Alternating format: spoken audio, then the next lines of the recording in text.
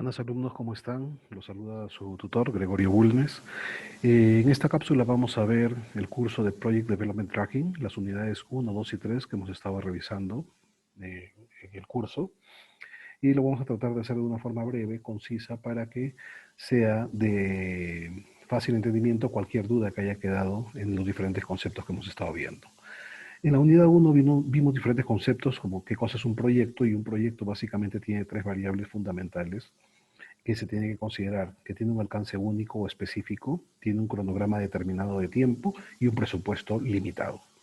Sin una de estas tres cosas no sería un proyecto, sino sería operación, sería parte del ciclo de vida de la operación de una empresa, etc.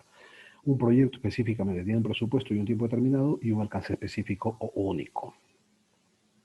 Con respecto al ciclo de vida de un proyecto, en el ciclo de vida de un proyecto, siempre desde que se hace la concepción del proyecto hasta la entrega final del mismo, hay cuatro pasos fundamentales, que es el ciclo de Deming, que es planear, hacer lo que se planea, revisar eso, lo que se está haciendo, y en caso haya desviaciones, actuar sobre la misma para recuperar el plan. Plan, do, check, act. Esos son los cuatro pasos durante todo el ciclo de vida del proyecto, que es donde debemos estar trabajando: planear, hacer, supervisar, monitorear y corregir. Luego vimos los procesos. Son 5 procesos que tiene el PMI, que es inicio del proyecto, la planeación, la ejecución, el monitoreo y el cierre.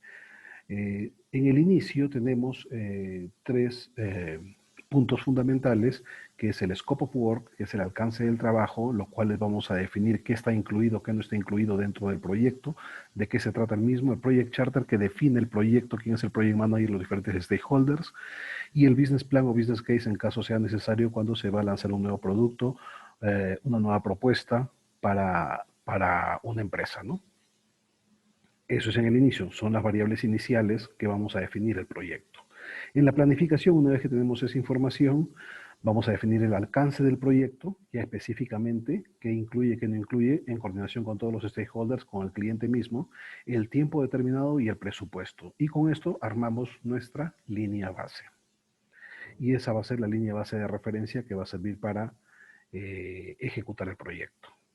Pasados ya a la etapa de ejecución, lo que tenemos que hacer: monitorear o supervisar o manejar tres aspectos fundamentales: liderar el equipo, saber asignar responsabilidades y recursos a las diferentes etapas del ciclo de vida del proyecto; gestionar los diferentes cambios en caso los hubiera, y normalmente siempre hay cambios; gestionar los cambios y justificar los mismos, y explicar los impactos de esos cambios, que lo vamos a ver en la parte de monitoreo; y la parte de comunicación, que es esta parte fundamental. Si la comunicación no es efectiva y eficiente dentro de la ejecución del proyecto, lo más probable es que tengan problemas grandes con los diferentes stakeholders ejecutando dicho proyecto. La comunicación es fundamental. ¿Y qué quiere decir la comunicación? Es qué comunicar y a quién, y cómo comunicar, que lo veremos ya en las unidades 2 y 3. En la parte de monitoreo registramos dichos cambios, analizamos el impacto, ya sea en tiempo, en costo, y con los stakeholders acordados o aprobados dichos cambios se ejecuta el cambio. En caso no se haya llegado a un acuerdo, el cambio no se puede ejecutar. Monitorear los KPIs, que son los diferentes indicadores, los semáforos que nos van a decir cómo va el proyecto en tiempo, en costo, en calidad, en alcance, etcétera, y corregir cualquier desviación, los recovery plan famosos, plan de recuperación, corregir las desviaciones que existan dentro del monitoreo del proyecto, ¿no? Y finalmente está el cierre.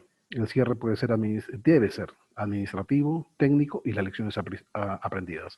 Administrativo: cerrar todos los aspectos de deuda, flujo de caja, fianzas, etcétera, etcétera. Técnico: todas las aceptaciones técnicas validadas por el cliente y los diferentes stakeholders. Y las lecciones aprendidas para que nos sirva a futuro en diferentes proyectos esta alimentación, y poder corregir en proyectos futuros o ser más eficientes en proyectos futuros conociendo las lecciones aprendidas de estos proyectos. Ese es el resumen en los 5 procesos. Y he tratado de ponerle en cada proceso 3 conceptos, que es la forma más sencilla, si se dan cuenta, de asimilar los conocimientos. Cuando evaluamos un proyecto, en la evaluación de un proyecto está desde la concepción, desde la teoría, desde la idea, del proyecto. Y ahí tenemos que hacer diferentes análisis y estudios. Análisis de mercado, el análisis técnico, el análisis operativo, el análisis legal, financiero y los riesgos.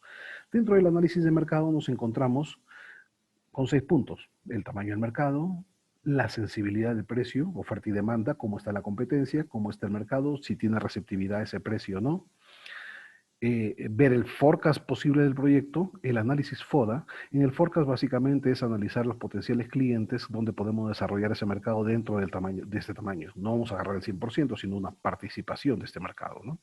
El FODA es las fortalezas, oportunidades, debilidades y amenazas que existen en el mercado con la competencia y con respecto a nosotros mismos. El modelo de distribución que vamos a manejar y analizar perfectamente a la competencia. Estos 6 puntos, que es 3 por 2, 6 puntos, son fundamentales en el análisis de mercado o son los pilares principales en analizar el mercado. En el análisis técnico tenemos los recursos técnicos, que son la gente experta que necesitamos para ejecutar el proyecto, el survey de la ingeniería, que la necesitamos hacer para saber si el proyecto es eh, tenemos la capacidad de hacerlo y los recursos para hacerlo, y la ingeniería de detalle para ver todos los aspectos a detalle de lo que se va a ejecutar en dicho proyecto. En el análisis operativo ya vemos ya los recursos físicos, que es el recurso personal, sea especializado o no especializado, los procesos que se van a manejar y los recursos materiales que vamos a necesitar. Y esto nos va a llevar a lo que habíamos visto acá, que es básicamente eh, la línea base del proyecto en lo que es costos, ¿no? Luego viene el aspecto legal, el análisis legal, qué permisos hay, áreas de protección, si tenemos autorización, licencias, recursos, autorizaciones, permisos con el gobierno, con la municipalidad, con la sociedad, etcétera, etcétera. De esto de acá debemos tener los estudios ya realizados para evitar conflictos de decir no puedo avanzar el proyecto porque nos encontramos con una sorpresa de aspecto legal, ¿no? Es fundamental eso. Análisis financiero, básicamente es el valor del dinero en el tiempo. Hacemos una proyección de la tasa interna de retorno, del valor presente neto, en plan y luego ejecutarlo, que se haga de acuerdo al plan o ver qué desviaciones hay. Analizar la tasa, cuando dije la tasa interna de retorno, analizar la tasa de oportunidad, si es que vale la pena ese retorno en plan, ejecutar ese proyecto o preferimos usar el dinero en otro proyecto que nos da una tasa de retorno mucho mayor. Entonces, ¿qué tasa de retorno voy a usar yo para evaluar el proyecto? La tasa que me da cualquier proyecto recurrente que yo tenga. Si un proyecto recurrente que yo tenga me da 25% de tasa de retorno, pues yo le aplico 25% a este proyecto. Y si me da 25 o más, voy con el proyecto. Si me da 25 menos, prefiero invertir en mis proyectos recurrentes. Otro inversionista puede venir y decir, no, yo prefiero un 20% de retorno porque todos mis proyectos son 20%. Bueno, a él aplica una tasa de retorno de 20%. ¿Sí? Entonces, la tasa de retorno no es una tasa inflacionaria ni nada de eso, es la tasa de oportunidad que yo tengo en mis proyectos recurrentes. Y esa es la que yo aplico a este proyecto, si es que este proyecto me conviene ejecutar, sí o no. Y finalmente, el flujo de caja, que es cómo voy a hacer el desembolso de dinero en costos e inversión en el proyecto y cómo me va a redituar ese dinero a futuro. Y yo tengo que cuidar que el flujo de caja siempre sea positivo o tener apalancamientos financieros para que a futuro ese flujo de caja sea positivo. Ese es el análisis financiero. Y por último, el análisis de riesgos. Básicamente los riesgos son 3. Los riesgos conocidos, riesgos semiconocidos, esto quiere decir son riesgos que sabemos que están ahí, pero no podemos identificar su impacto y su probabilidad porque nos faltan más información, y los riesgos totalmente desconocidos, como por ejemplo la pandemia, nadie se la esperaba. Entonces, estos 3 riesgos se tienen que tener registrados en el RBS, en el Risk Breakdown Structure, o en la estructura detallada de riesgos, para nosotros posteriormente ya asignar impactos y probabilidades y reservas a dichos riesgos. Estos son los recursos que vamos a aplicar a estos riesgos. La probabilidad de ocurrencia, el impacto y la prioridad. La prioridad quiere decir cuándo podría ocurrir ese riesgo, ¿no? Y con las reservas de acá, saber administrar dichas reservas para que estos riesgos, la probabilidad es o bajarlas a cero o el impacto eliminarlo prácticamente. Ese es el objetivo de la gestión de riesgos, ya lo veremos. Esto es lo que es evaluación de un proyecto. Luego vimos conceptos como la PMO, y en la PMO habíamos visto que hay tres tipos de PMOs, la de apoyo, la de control y la estratégica. La de apoyo básicamente es una PMO que se encarga de definir recomendaciones, es como un advisor, a los diferentes directores de proyecto, a los diferentes project managers para que ejecuten sus proyectos. Es decir, sirve de apoyo, recomendación. La de control ya tiene un poder un poco más sólido y ya también actúa como un auditor. Ya comienza a evaluar y exigir de que esas recomendaciones se cumplan en los diferentes proyectos de la empresa. No es posible que un gerente de proyecto A ejecute el proyecto 1 con ciertos controles, ciertos semáforos, que ahí puede indicar de que si están estas desviaciones estén en amarillo, y otro project manager en un proyecto, en segundo proyecto 2, ese mismo resultado lo pone en semáforo rojo. No habría coherencia. Cuándo es rojo, cuándo es amarillo, cuándo es verde, un semáforo. Y todas esas recomendaciones y procesos que se tienen que hacer se tienen que cumplir parejo en todos los proyectos de la organización. Entonces ahí la PMO actúa como una PMO de control, ¿no? De auditora. Y la PMO estratégica que trabaja de la mano con el corporativo, con el board, para desarrollar toda la parte estratégica de crecimiento de la empresa. Entonces trabaja de la mano en la misión y visión de la empresa, organizacionalmente hablando, y gestionando el portafolio de programas y proyectos de la organización en los diferentes años fiscales que tenga la misma. Tipos de organizaciones que encontramos. Hay varias, pero funcionalmente hay tres principales. La estructura funcional o tipo de organización funcional, que es la que conocemos todos, en las cuales hay un CEO y después está el director de ventas, el director de marketing, el director de proyectos, de operaciones, de finanzas, recursos humanos, etcétera, etcétera. Y cada uno tiene su equipo de trabajo. Cuando se ejecuta un proyecto, se usan recursos de las diferentes direcciones y se ejecuta.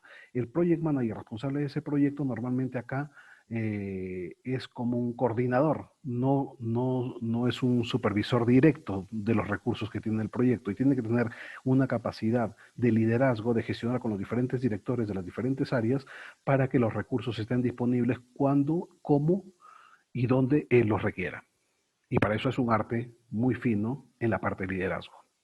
En la parte matricial ya es un mix, es entre funcional y proyectizada. En la parte matricial también es una estructura funcional, pero cuando se asigna un director de proyecto para un proyecto específico, todos los recursos pasan a reportar parcialmente a él. Es decir, están reportando directamente a su director de funcional y en líneas punteadas al director de proyecto mientras dure el ciclo de vida de ese proyecto. Entonces ahí tiene un poco mayor de autoridad y el comportamiento de liderazgo es un poco diferente.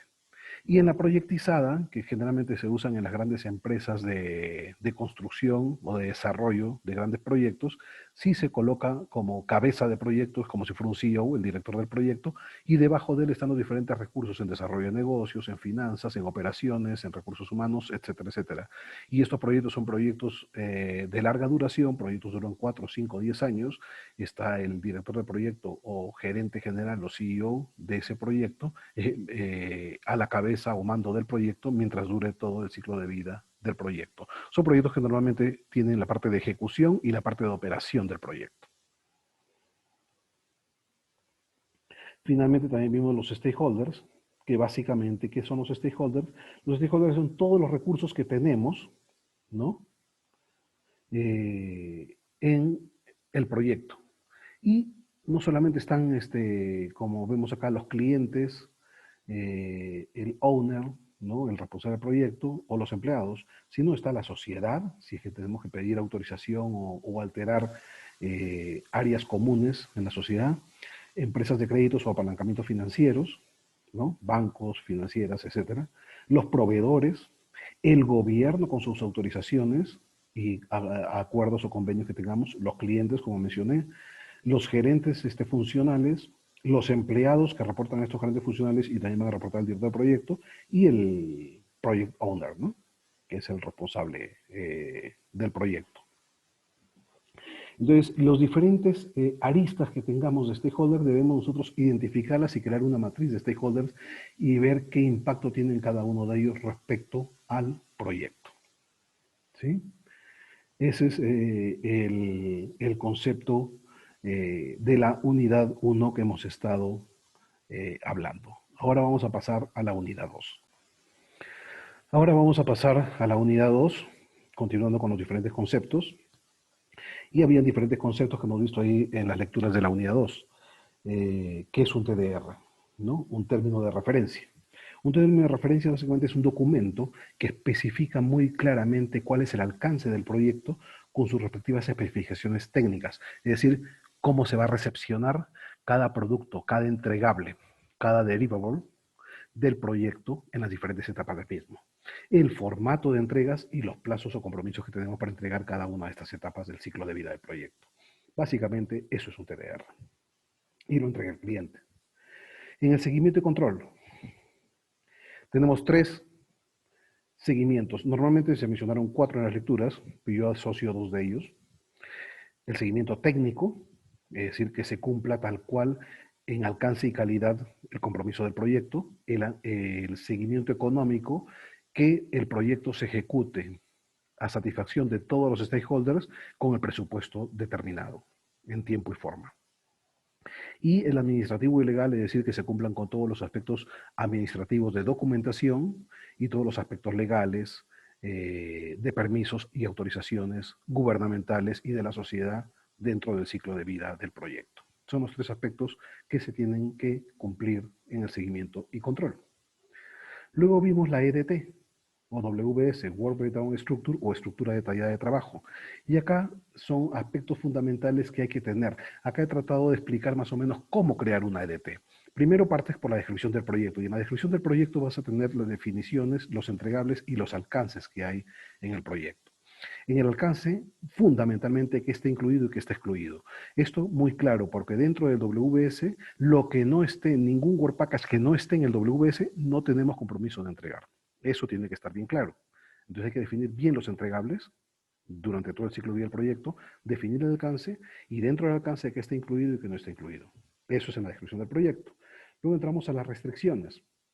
Restricciones en presupuesto, en costos, obviamente. Aquí, ¿qué restricciones tenemos? Restricciones en recursos humanos, gente especializada, gente no especializada, ingenieros, soportes, técnicos, etcétera. Recursos materiales, ¿qué recursos materiales necesitamos? En informática, en software, en hardware, en maquinaria, etcétera, etcétera. Y recursos en servicios, subcontratistas especializados en ciertas aspectos que nosotros tenemos compromiso de entregar dentro del proyecto, no siendo parte de nuestros productos, pero sí parte del compromiso en el alcance, ¿no? Entonces, y aquí se va a distribuir todo el presupuesto que tenemos en el proyecto, ya asignado en la línea base que mencioné en la unidad 1. Los plazos que tenemos o compromisos en el ciclo de vida del proyecto y finalmente las dependencias, porque yo cuando habíamos hablado acá de los entregables, cada entregable o Work Package debe tener dependencias. Y ahí voy armando mi network dentro del WS de qué necesito yo que esté terminado para empezar otro Work Package. Y estas dependencias me permiten hacer la conectividad y finalmente el diagrama de Gantt, ¿no? Planificación. Cuando hablamos de la planificación, yo comienzo a definir las fases de un proyecto. Esa es una forma más simple de empezar a diseñar el planning del proyecto. Dentro de definir las fases, yo defino actividad 1 de la fase 1, actividad 2 de la fase 1, actividad 3, cada actividad o cada work package. Y ahí asigno en cada actividad un responsable, un presupuesto y un tiempo. Y ahí creé mi work package final. ¿Sí? Simple. Un responsable, un presupuesto y un tiempo. Es así como defino cada fase, ¿vale? Luego creo un cronograma, una vez que comienzo a concatenar las dependencias y los diferentes hitos. Las dependencias, lo que habíamos hablado acá en restricciones, es qué necesito que esté terminado para iniciar ese Work Package. Y ahí voy armando mi network y mi diagrama de Gantt, por ende, ¿no? Esto hay softwares que lo hacen automático como Microsoft Project, Primavera, entre otros, que te van armando todo esto, ¿no? Cuando vas comenzando o colocando las dependencias. Y los hitos que son fundamentales porque es un par de aguas en las cuales me permite ver el avance por fases de mi proyecto. La entrega de la ingeniería de survey, la entrega de la ingeniería de detalle, la entrega de productos, la entrega de la primera etapa de despliegue, la entrega de la segunda etapa de despliegue o tercera, como la quiera dividir, no si es construcción, la obra negra, la obra blanca, la obra terminada, etcétera, etcétera. Si es tecnología, la primera fase de pruebas, el test por producto, el test por sistema, el test integrado, el test en tráfico, etcétera, etcétera, ¿no? Hay diferentes aspectos como podemos manejar estos diferentes hitos, pero nos van a ayudar para hacer par de aguas en las etapas de avance del proyecto. Contingencias, básicamente los riesgos, que ya hemos mencionado, los riesgos conocidos, semiconocidos y desconocidos. Y estas dependencias, estas contingencias, perdonen, de los riesgos nos van a permitir tener las reservas respectivas y administrar los mismos una vez identificados. Dentro del master plan debemos tener identificados los disparadores de esos riesgos que les había mencionado, los triggers, para nosotros saber dónde o cuándo pueden ocurrir esos riesgos y tener monitoreando los planes de mitigación para que esos riesgos o no ocurran o ocurran en su mínima expresión. Definir el seguimiento del proyecto. El seguimiento del proyecto básicamente lo vas a definir en 3 aspectos, ¿no?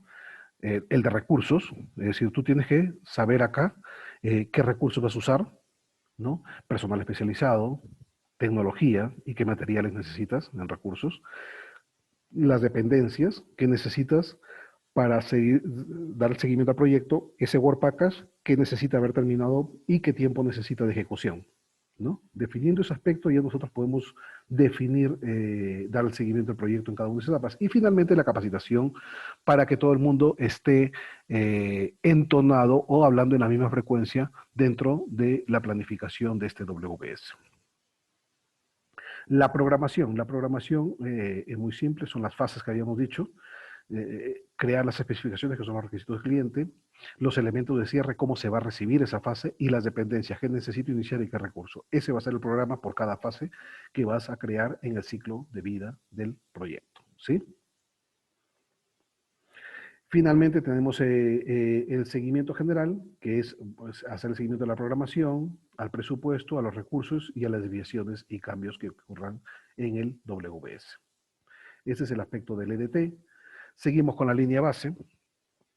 La línea base básicamente es la línea base en tiempo, costo y calidad, que la definimos desde el inicio del proyecto, en las cuales cuando ya se definió el WBS, liberamos el tiempo que necesitamos para ejecutar ese proyecto, el presupuesto que necesitamos y el alcance y calidad, qué entregables van a haber y cómo se van a recepcionar los mismos, como habíamos explicado acá.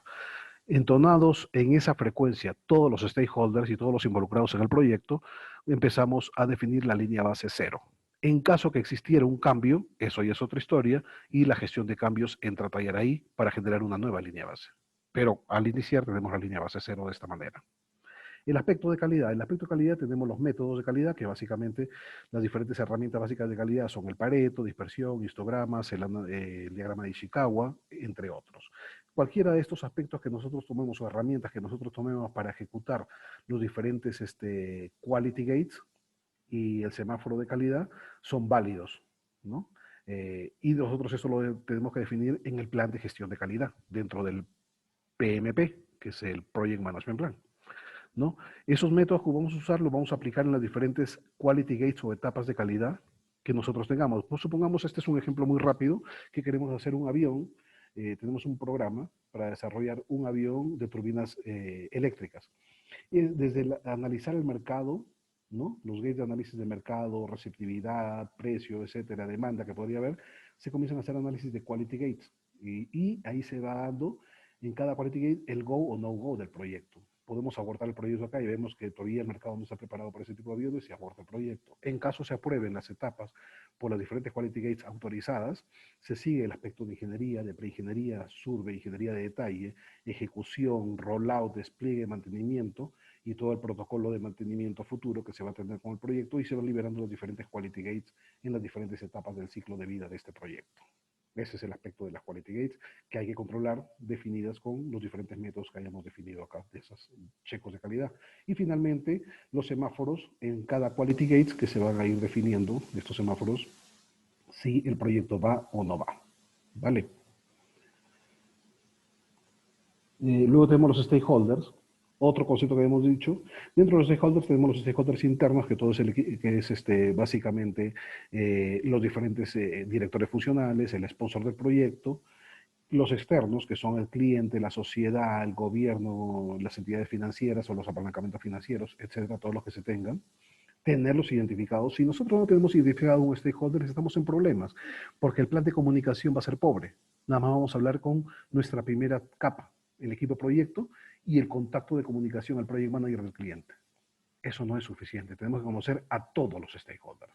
Para conocer a todos los stakeholders tenemos que hacer un trabajo arduo en gobierno, en sociedad, en cliente, en proveedores, en subcontratistas, en equipo interno, en los directores funcionales y saber cuál es el comportamiento de cada uno de ellos frente al proyecto. Y de acuerdo a eso vamos a desarrollar un plan, una matriz de stakeholders. Pero hay que conocer a todos, ¿sí? Y esto está amarrado al plan de comunicación. En el plan de comunicación es qué comunicar, a quién, cuándo y cómo. Acá es un aspecto muy importante y voy a tomar un poco de palabras acá. ¿Por qué? Porque la comunicación, si no es efectiva y no es eficiente, la gestión de proyecto tiende a ser un desastre, señores. Es muy importante qué comunicar a quién y cuándo y cómo. Si nosotros hacemos una comunicación flat, mandando una comunicación pareja a todos los stakeholders, perdemos el control. ¿Por qué perdemos el control? Porque muchos stakeholders van a recibir información irrelevante para ellos o no les interesa. Y cuando tú quieras enviarle una información importante en un momento determinado, cuando él la reciba, vamos a decir, por ejemplo, por correo, por escrito, va a superarla, no la va a revisar porque está acostumbrado a recibir semanalmente información tuya irrelevante. Y cuando las papas quemen o hay alguna desviación, hay algún riesgo que aparezca, algún issue dentro del proyecto, cuando levantes la mano y quieras indicarlo, vas a producir alteraciones, ofuscaciones, eh, frustraciones en estos stakeholders porque no revisaron la información que tú le enviaste. Entonces, para evitar eso, lo mejor es enviar comunicación efectiva. ¿Qué comunicar a quién? Saber eso. No es comunicar parejo a todos. Y ese plan lo tiene que desarrollar en su matriz de comunicación. Luego vienen los riesgos que habíamos definido nuevamente, el impacto, la probabilidad y el trigger. El impacto es cuánto va a impactar ese riesgo en caso ocurriera, la probabilidad de que ocurriera ese riesgo, el producto de las dos es el valor efectivo de riesgo, y el trigger o disparador, que es básicamente cuándo puede ocurrir ese riesgo. Para nosotros saber que atender riesgos que pueden ocurrir en 2 semanas son más importantes, aunque tengan menor probabilidad, de un riesgo que todavía lo podemos controlar y va a ocurrir de aquí a 6 meses. ¿Sí? Esas 3 variables son importantes tener en cuenta. En el aspecto de compras o procuraduría, básicamente tenemos qué cosa vamos a hacer. Un análisis DAR para evaluar los diferentes proveedores. Primero, analizar si se puede producir o se puede comprar el producto. Es decir, si yo lo puedo fabricar o lo paso a comprar. Segundo, la evaluación del RFX. ¿Qué quiere decir eso? Es evaluar el RFI, el RFP, el RFQ, ¿no? Request for Information, Request for Proposal, Request for Quotation, el contrato, y dentro del contrato asignar un ganador, pero este tiene que ser con un excelente handshake, con un excelente apretón de manos, que sea un negocio win-to-win, en beneficio a ambas partes. ¿Qué pasa si yo lo que trato es sacar ventaja y sé que este proveedor necesita el trabajo y comienzo a apretarlo? Lo que va a pasar es que estoy poniendo en riesgo el proyecto. Y para colmo lo estoy poniendo en riesgo sin contemplar, porque él me está diciendo que está cumpliendo. Pero lo estoy poniendo en riesgo al apretarlo, sin contemplar de que él pueda fallar y no tengo registrados esos posibles riesgos. Entonces, siempre tiene que ser un contrato win-to-win. Es mi recomendación siempre. El apretar a un proveedor de una manera excesiva, lo que nos puede llevar no es a optimizar costos. Obviamente, en un inicio estás optimizando costos, pero en un mediano plazo o largo plazo puede generarte riesgos no esperados, ¿no? Entonces, con esto damos por concluida la unidad 2 y vamos a pasar a la unidad 3. Bien, ahora vamos a continuar con la unidad 3, que es la parte de seguimiento y control. En la parte de seguimiento y control vimos cómo controlar el alcance, cómo controlar el cronograma y presupuesto, el valor ganado, el control de los stakeholders, de las comunicaciones, calidad, de la procuraduría y de los riesgos. En el control del alcance, ¿qué aspectos debemos tener en cuenta? Veamos acá. Básicamente, ¿qué entregables? Los entregables, ¿qué está incluido y qué está excluido? Eso está bien definido y controlar que estos entregables incluidos se cumplan en cabalidad, en tiempo, costo, forma, es decir, de acuerdo a la calidad respectiva. Y dentro de ellos, en el control de alcance, en controlar los cambios. ¿Qué impacto hay en caso ocurra ese cambio? Registrar dichos cambios y evaluar si se da o no ese cambio. Ese es en la parte de control del alcance lo que tenemos que tener en cuenta. En el control de cronograma y presupuesto, tenemos que analizar, manejar las reservas de los riesgos que tenemos, administrar muy bien los recursos y administrar muy bien los riesgos. ¿Por qué? Porque el administrar mal uno de estos 3 aspectos lo que nos puede generar es una desviación o mínima o pronunciada dentro del cronograma o dentro del presupuesto del proyecto. Si los recursos son mal administrados o no tenemos los recursos necesarios y asumimos que los íbamos a tener y desesperadamente comenzamos a buscarlo, obviamente o va a haber retraso en el proyecto o nos puede salir el proyecto con un presupuesto mucho mayor porque tenemos que contratar recursos mucho más especializados. El no manejar los riesgos, pueden haber sorpresas en el proyecto y al no tenerlos identificados en un RDS y bien controlados en un registro, pues nos pueden llevar sorpresas que pueden generar retrasos o sobrecostos en el proyecto. Eso es básicamente controlar el cronograma de presupuesto. El análisis de valor ganado, básicamente está el valor planeado, el costo actual y el valor ganado. Son tres variables que hay que tener en cuenta. Ojo, siempre he tratado de poner los conceptos en 3x3. ¿Por qué? Porque es la manera más sencilla de entender los diferentes conceptos de gestión de proyectos. Entonces, ¿qué cosas tenemos que tener en cuenta en el valor ganado? Partimos por el presupuesto. Eso es lo importante, el presupuesto que tenemos. Y dentro del presupuesto, lo que nosotros vamos a hacer las diferentes tres operaciones, con esos tres aspectos, que son tres variables que vamos a tener.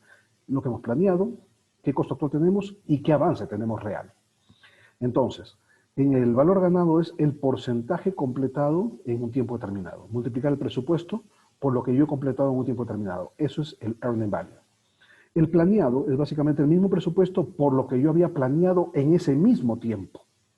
3 semanas, 2 meses, 2.5 meses, 22 semanas, lo que sea. Eso es el valor planeado. Es la operación de lo que tú habías planeado en ese tiempo determinado por el presupuesto.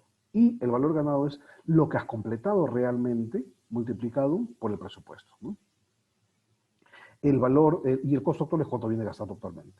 Teniendo esas tres variables, estos tres resultantes, se hace la operación del SPI y el CPI. El SPI es el valor ganado entre valor planeado y el CPI es valor ganado entre actual cost. Siempre se dan cuenta, la referencia es el valor ganado. ¿Cuánto avancé yo? Y lo comparo con lo planeado para ver mi desviación en tiempo y lo comparo con lo que vengo gastando para ver mi desviación en costo de mi avance. Entonces, el valor ganado siempre va en el numerador y en el denominador, si pones el valor planeado, te vas a referir a la desviación en tiempo, y si pones el actual cost, te vas a referir a la desviación en costo. El CPI y el SPI, si el valor ganado es mayor que el valor planeado y que el actual cost, el resultante va a ser mayor a 1. Y ese es el objetivo de tener un SPI y un CPI mayor a 1, cerca a 1, 0.9, 0.98. Son valores que más o menos nos aproximan que estamos dentro de lo que vamos planeando, tanto en presupuesto como en tiempo. Luego viene el control de los stakeholders, que básicamente es haberlos tenido identificados, qué intereses y qué poder tienen cada uno de ellos. Y esto es durante todo el ciclo de vida del proyecto, porque, ojo, lo que hayamos definido al inicio del proyecto puede que cambie, puede que algún stakeholder ya no esté, puede que se integren nuevos stakeholders, puede que el poder que tenían ya no lo tienen, puede que comiencen a tener mayor poder del que tenían en un inicio. Entonces, esta es una matriz viva, que tiene que estar viva durante todo el ciclo de vida del proyecto. No porque le hicieron una vez, ahí queda. Yo he visto muchos project managers y les he llamado la atención cuando ellos preparan la matriz al inicio del proyecto y la mantienen así hasta el final. Y han pasado muchos aspectos, incluso muchos de ellos ya no están en la empresa y lo tienen ahí registrado. No es así, es una matriz viva. ¿Por qué es una matriz viva? Porque nos va a permitir nosotros desarrollar planes de comunicación con cada uno de ellos. Entonces, este es un aspecto fundamental que nosotros como directores de proyecto debemos trabajar en forma dinámica durante todo el ciclo de vida del proyecto. Eso es controlar los stakeholders. Control de la comunicación es lo mismo, porque va amarrado al otro. Es qué comunicar a quién, cuándo y cómo, lo que habíamos hablado en la parte de planeación, pero en una forma dinámica de acuerdo a la nueva matriz de stakeholders y nueva matriz de comunicación que tengamos, ¿vale? Control de calidad, básicamente, ¿qué expectativas? Esto es fundamental.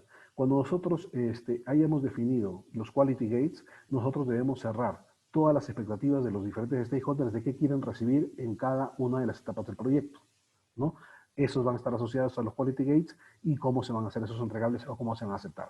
Si nosotros esto no lo tenemos definido claramente, lo que va a pasar es que de pronto cualquier stakeholder puede tener una expectativa diferente. El stakeholder A una expectativa, el stakeholder B otra expectativa y el stakeholder C otra expectativa. Y finalmente cuando tú entregues esa parte del proyecto, el A y el B van a estar contentos y el C no, ¿no? Entonces es muy importante saber las expectativas de los diferentes stakeholders y ecualizarlas entre ellas para que haya entendimiento, ¿no? El control de adquisiciones Básicamente lo que habíamos dicho, ¿no? La evaluación DAR, que es una evaluación de evaluar, de darle peso específico a los diferentes proveedores, por ejemplo, ¿qué peso específico? Experiencia en los entregables, solidez financiera, experiencia técnica, el background, los ingenieros, las certificaciones que tengan, tiempos de entrega, calidad del producto, etcétera, etcétera. Todos esos aspectos se le da un peso específico. Se hace una matriz DAR de pesos específicos y se asigna un ganador dentro de las diferentes evaluaciones que se han hecho con el RFX.